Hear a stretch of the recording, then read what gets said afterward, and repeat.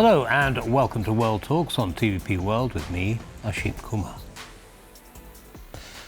The European Union is preparing its 19th package of sanctions on Russia aimed at tightening pressure over Moscow's war in Ukraine. The measures include a proposed ban on Russian LNG, tighter controls on banks and possible tariffs on Russian oil delivered via the Juba pipeline.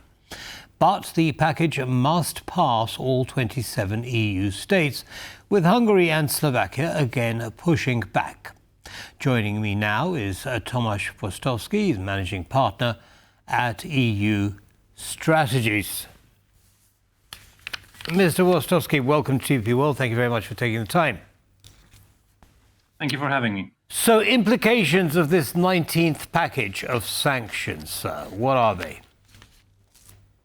Well, there are two elements to it, I think. The first one is we clearly see a sort of renewed focus on energy, right? The accelerated ban on LNG that you just mentioned. Let's just recall that the EU is already working on legislative proposal to ban Russian gas entirely in Europe. However, the long-term contracts for gas will expire or be ruled out only by the beginning of 2028.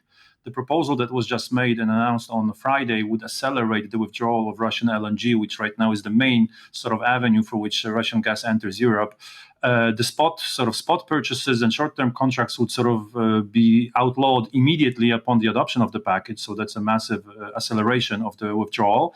And then the long-term contracts, which is probably the main avenue by which LNG is entering, would be ruled out by the 1st of January 2027. So sort of there's a 1-year acceleration of the withdrawal of Russian gas from the European market. And that's, of course, in response to the pressure that President Trump has put on Europe. There's also a sort of renewed focus on third country participation in the violation of European sanctions. And that's clear in this package. And I think this is a direction in which the EU is going to go after this package is adopted in the following package. The Commission's already announced it. And that basically has to do with sort of foreign companies and foreign ports participating in transactions which clearly are built to circumvent European sanctions on sort of oil, and on trade with Russia in general. So both exports to Russia of stuff that's sensitive from a military perspective and imports into Europe of stuff that's an important source of revenue for the Russian Federation. So those two areas, energy and preparation of targeting circumvention and third country participants in circumvention of EU sanctions, are the main focus of this package. Understood. Thank you for laying that out for us. Now, there's one area that is missing and surprising perhaps, and that is that there are no restrictions on the passage of Russian citizens coming into the European Union. Did that surprise you? Yes, it did, actually. It did because, this topic has been sort of on the agenda and it's been discussed quite often. And, of course, the discussions picked up in recent weeks and actually months before this package was adopted. There are basically, there are different reasons for looking at the ban on Russian tourists and visitors entering the EU. And I would sort of point out, we have sort of three areas of focus. One is sort of the economic aspect. The second one is a political aspect. And the third one is, I think, a security aspect. From the economic perspective, we should welcome Russian tourists in Europe. And the reason for that is, it's cynical, but it's obvious. When Russians come to Europe, they spend their money. They spend their money and they don't really get anything valuable in return, right? They visit Europe, they see the sights, they spend money on hotels, on restaurants, on parks, on museums, and so on. That money is left in Europe. When they go back, they don't actually take anything of value for that money. So this is a way, brutally speaking, of draining sort of Russian money and keeping it in Europe. So economically speaking, the picture is, I think, very clear that we should not ban Russian tourists. However, there's a political component and a security component. And the political component is basically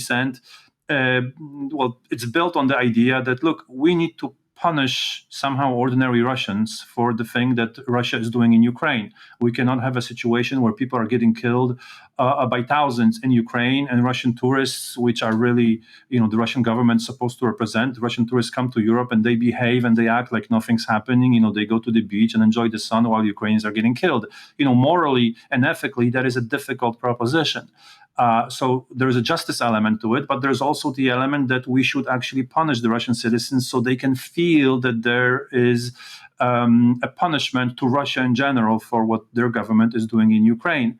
And then there's a security component, which is, it doesn't happen often, but it does happen once a while, that basically Russian assassins and spies and other agents of Russian government enter the EU under tourist visas, usually under fake persona, and they can enter the EU and travel freely, unwatched.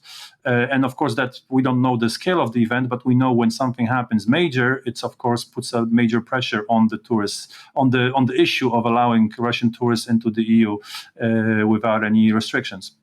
Right. Okay. So let's go back to the political element that you mentioned. In the sports arena, for example, many competitions have banned Russian athletes from participating, and therefore one might assume, well, surely we should extend that restrictions to Russian tourists. However, on the other hand, we have Yulia Navalnaya, the leader of the opposition, saying, it's a good thing that the ordinary Russian is being allowed in and is not being made to pay for Putin's crimes. Which side of those arguments do you fall on? Well, I sort of understand both elements of the debate, but I think a couple of questions need to be asked, right? So the first one, there is, if you follow Yulia Navalnaya's sort of argument, the idea is, well, look, Russians need to come to Europe, see Europe, enjoy the freedoms that Europeans have, and understand that the system of government they have in Russia is dysfunctional and that they should not be supporting it, that Europeans are not bad, that Europeans are friendly, that they like people, that they're likable people, that we should not be in a conflict with them. That's generally the argument that Navalnaya is making. However, Russians have been coming to Europe for decades, right? So, and nevertheless, there's a major war in Europe triggered by Russia. And Russians are not exactly, running marches against the war. They're not exactly opposing. Of course, it's a totalitarian state, so we cannot fully blame the Russians for not protesting on the streets, given the harsh crackdowns that happen in Russia. But at the same time, there is no actual proof, empirical proof, that the decades that Russians have been coming to Europe and enjoying the freedoms we have in Europe, that in any way they impacted how they behave back in Russia. So I think her point is not exactly very strong. And then, there is a moral outrage in Europe when you see basically Russians walking around, enjoying, shopping, enjoying the restaurants and enjoying the beaches in Europe, while at the same time their government is razing cities, bombing cities, killing innocent people that haven't done anything wrong. So, emotions are never a good maybe judge of how things should go. But the outrage that a lot of people feel and that the governments feel that this free tourism should be limited, I think I can understand that very well. Understood. Yes, I think many would agree with you listening to your analysis there. Now, moving on to the security issue, you mentioned the risk of spies and assassins and so on coming in to the country. Yes, but would a ban on tourism prevent that? They've been coming in for decades anyway through diplomatic channels and various other, and the use of various other proxies, including Belarusians, Poles, Ukrainians, and so on, to carry out hybrid attacks. Would the security be particularly affected by letting Russian tourists in? Well, look, I think this is a fair point, and I completely agree with you. Any ban on tourists coming in is not going to stop agents of Russian government entering Europe. But I think we also have to keep in mind that, look, no measure is ever 100% effective. Right. So the issue is not whether we can completely prevent something, but the issue is whether we can make it sufficiently difficult to basically limit how often it happens or how often it happens successfully. Right. So basically every obstacle, every hindrance we throw at a certain scheme that the Russians are using is in a way contributing to making that behavior less and less frequent. We see this in sanctions. Are sanctions fully effective? Are they 100% complied with? No, they're not. But every time we put sanctions in place and we sort of tighten them, it makes circumventing them much more difficult. So it takes more time to do it. It takes more money. It takes more resources. More people need to be involved. And the more expensive, the more lengthy, the more complicated it gets, in frequency it happens less and less. Now, you've mentioned Russian diplomats as well, but I think we do have to keep in mind that the effort at limiting sort of Russians' ability to do damage to Europe is happening at both levels. So there's a discussion on limiting tourist visas. That's one aspect of it. But there's also an ongoing discussion about limiting the ability of Russian diplomats to travel freely around Europe. And there are discussions among member states of keeping Russian diplomats only in the country where they accredited and not sort of allowing them to travel abroad and keeping their activities and their presence in Europe as limited as possible. Because as you pointed out very well, quite often they play double functions, not only of diplomacy, but also of doing harm to European interests. Understood. Now, what's the Ukrainian perspective on both the package of sanctions and the lack of a restriction on Russian tourism into the European Union? What can you tell us about that? Well, look, I mean, of course, Ukrainians are, of course, I would say maximalistic, right? So they always ask and encourage us to do more and more. The ban on tourism, of course, is not well. The lack of the ban on tourism is, of course, not welcomed in Kyiv. The package of sanctions, especially on LNG, and the perspective, and I point this out because this is important. There is a perspective, or the legal mechanism has been put in place to allow Europe to sanction third country ports which accept vessels with Russian crude oil above the price cap. This is extremely important because, as we've already heard from President Trump and also from President of the Commission, Ursula von der Leyen, Europe will try to limit or at least sanction those companies which are buying Russian oil above the price cap. This is extremely important because oil is the main source of revenue. So we haven't sort of imposed,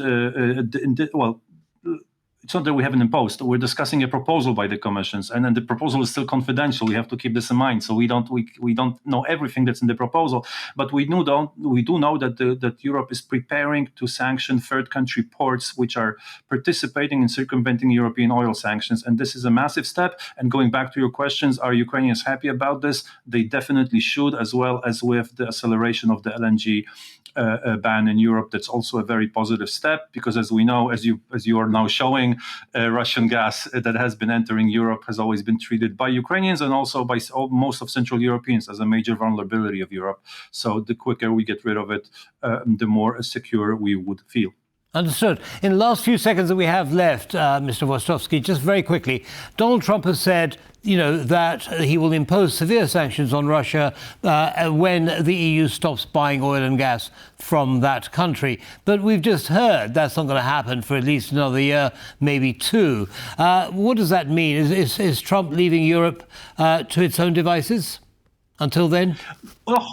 Well, hopefully not. Of course, there are diverging sort of views on the proposal that Trump made. There are a lot of people who are criticizing him because they feel that the only reason why they made that proposal is because he knows it's going to be very difficult for Europe to stop buying Russian oil and gas. But I think Europe, at least the European Commission, will do what it can to meet Trump halfway. Now, is that going to be enough? I don't know. But as I've mentioned already, von der Leyen is preparing, she's already proposed the acceleration of the withdrawal of Russian gas from Europe. Whether that gets adopted, we'll see. But if it doesn't, there will be specific countries that will block it. And most likely the countries that will try to block it are the ones that are most friendly to Russia and have also a good relationship with Trump. We're talking about Slovakia and Hungary. So at least then the European Commission can go back to Mr. Trump and say, look, we did what we can. There are these two countries. Maybe you can call them up and see if they can agree with your point of view. And I think this is exactly what the European Commission is going to do, which is try to move these proposals as far as it can. And once resistance is faced at the member state level, then they'll try to use Mr. Trump's pressure to break that resistance. Understood. Mr. Włostowski, as always, thank you very much for sharing your analysis with our audience. Have a good evening, sir. Thank you very much. Bye-bye. Bye-bye now. That brings us to the end of this episode of World Talks. Don't go away, lots more coming up. Goodbye.